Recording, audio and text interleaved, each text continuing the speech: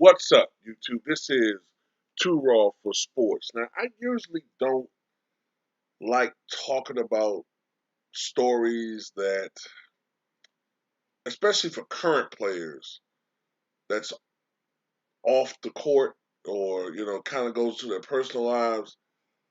I kind of like doing this, but I'm going to go ahead and report this because it's has something to do with what we were talking about with as far as the trade that sent James Harden from Brooklyn to Philly.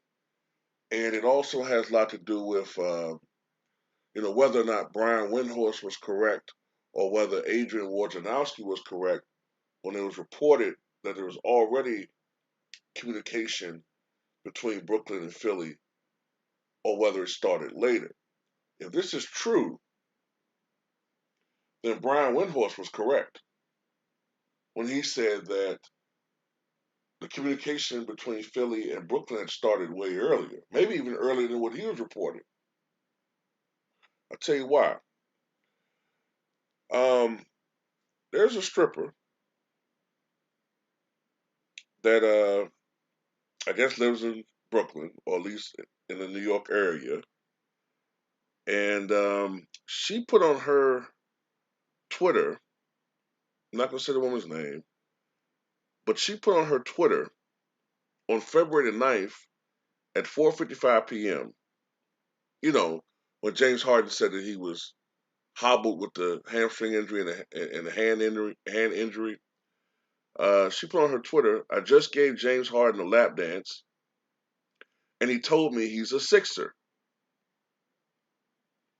This was February the 9th, 2022, which was a full day before the trade deadline. And then she added on the next day, after the news broke that James Harden was a Sixer officially. Told you so. 1:44 p.m., February 10th, 2022. Now, how did he know that? How did he know that he was a Sixer? How did he know that he was a Sixer unless he's been communicating or he could communicate directly with Daryl Morey? And if he communicates with Daryl Morey and Daryl Morey told him that a full day before it became official, you would think that would go against what, tampering rules, or goes against some rules, right? I mean, James Harden not gonna worry about what some stripper chick gonna say. You know what I'm saying? Who the fuck is she? But yeah, this is part of why James Harden will never win a championship. I do want to say this: he can do what he want to do in his, when he's off the court. He can do whatever the fuck he want to do. However, when you look at James Harden, and you look at his lifestyle, it doesn't seem very conducive to a, being a player that's a championship level player, man. It just doesn't. Um, he's over 30,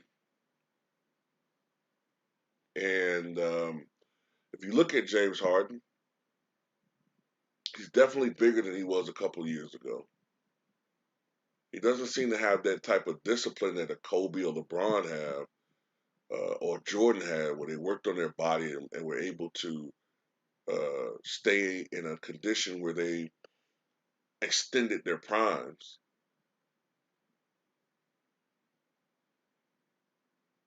And now he's in Philly. Now he's with Daryl Morey. Daryl Morey's gonna let him do whatever the fuck he want to do. Um,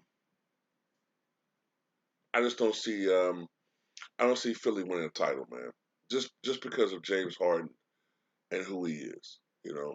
But I just found this very interesting that he told a random stripper, because we all know he loves the strip clubs. That's his thing. The Nets even kind of indirectly gave a statement one time indicating that they think that he has a addiction to strip clubs. But anyway, yeah, I just find it interesting that he knew about the trade and knew that he was already pretty much a Sixer on the knife. It just goes to show you, man, that the NBA is full of corruption. It's full of a lot of bullshit, man, that the average, average fan don't know about. I hear about a lot of shit, man. I be hearing about a lot of shit about how the All Star vote is rigged. No matter who votes, it's going to be set up so that certain people are at the top. It's a lot of bullshit going on, man. But anyway, tell me what you guys think.